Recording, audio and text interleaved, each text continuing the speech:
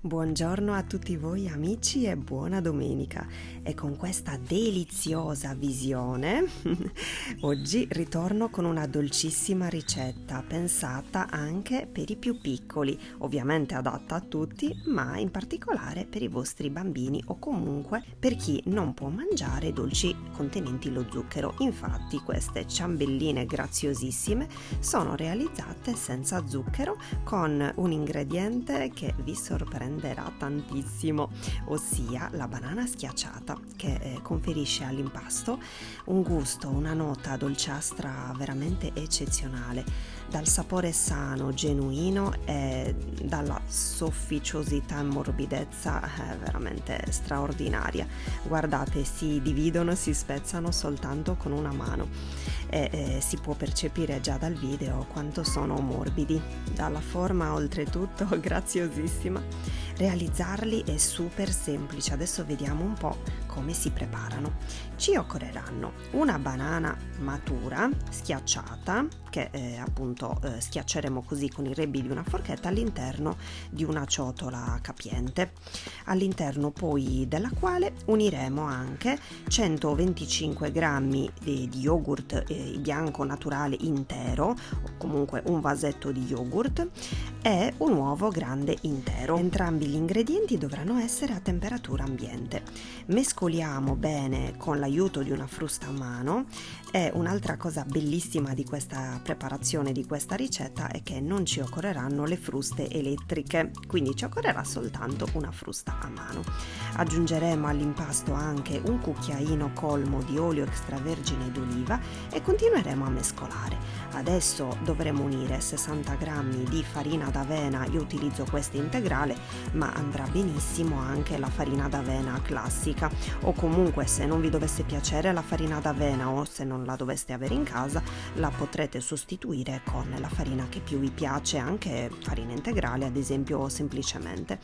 Uniremo adesso anche 60 grammi di farina di mandorle, pesiamo così tutto sul momento, e poi un cucchiaino colmo di lievito vanigliato per dolci.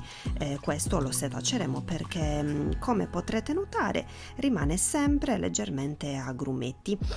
Adesso mescoliamo bene tutto quanto insieme fino a formare un impasto, un composto bello liscio ed omogeneo, così come poi appare nel video.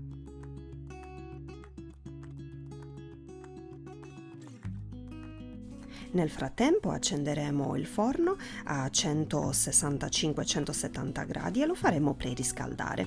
Ora prendiamo gli stampini carinissimi che abbiamo scelto, io in questo caso questa teglia di stampini in silicone a forma di cuore e un'altra a forma di fiorellini, troppo carine. Le ungiamo con l'aiuto di un pennello con poco olio, in modo tale che l'impasto poi scivoli bene e non si attacchi durante la cottura, e con l'aiuto di un cucchiaino andremo appunto a versare l'impasto all'interno. Riempiremo bene gli stampini, tanto è un impasto che comunque gonfierà poco in cottura, sia per la poca quantità di lievito e sia per il fatto che ovviamente è un impasto che non contiene zucchero. Proseguiremo quindi così fino ad esaurire tutto l'impasto. Ecco, adesso vi faccio vedere anche il resto degli stampini, della teglia appunto con 6 stampini a forma di fiorellini, troppo carini anche questi. Io li ho adorati, come li ho visti li ho voluti subito acquistare per realizzare appunto appositamente questi tortini e mostrarli anche a voi. Inforneremo quindi in forno già caldo a 165-170 gradi per una quindicina di minuti, o comunque vale sempre la prova a stecchino. Io vi sto dando le indicazioni a seconda appunto del forno, del tipo di forno che ho utilizzato io, ossia il forno a gas, quindi regolatevi voi in base al forno che avete. Io ho infornato a mezza altezza. Eccoli prontissimi, li faremo freddare. Guardate, vedete un po' come si sono gonfiati gonfiati pochissimo, sono morbidissimi, si percepisce già, non vedevo l'ora di estrarne subito uno dallo stampino, mi stavo leggermente ustionando le dita, infatti non riesco a tenere in mano il cuoricino, ma ve lo volevo subito mostrare e oltretutto volevo subito dividerlo a metà e subito assaggiarlo, però rischiavo veramente l'ustione di terzo grado. Guardate quanto sono carini, sono adorabili, veramente dispiace pure mangiarli. No, ma questi finiscono dritti in pancia.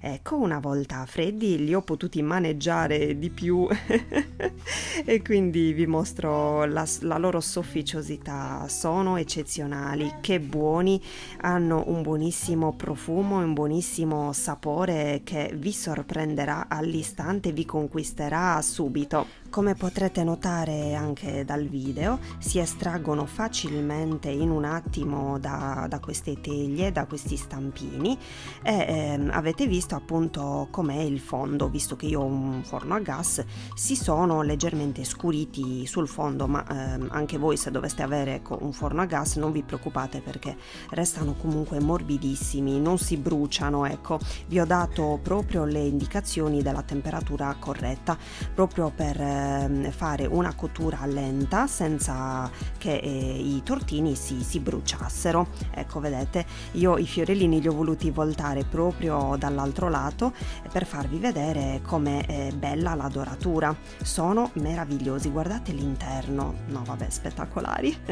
Buonissimi anche dopo giorni, purché chiusi bene ermeticamente, e vi dico ancora di più, li potrete surgelare, congelare a 2 o comunque a seconda appunto della quantità che vi interessa e vi occorre, in modo tale da avere sempre a portata di mano una super colazione sana, genuina e povera di zuccheri, ovviamente. Spero tanto che questa ricettina vi sia piaciuta, vi abbraccio forte, fatemi sapere cosa ne pensate giù nei commentini, vi auguro una buonissima giornata, un abbraccio a tutti voi, a presto, ciao ciao!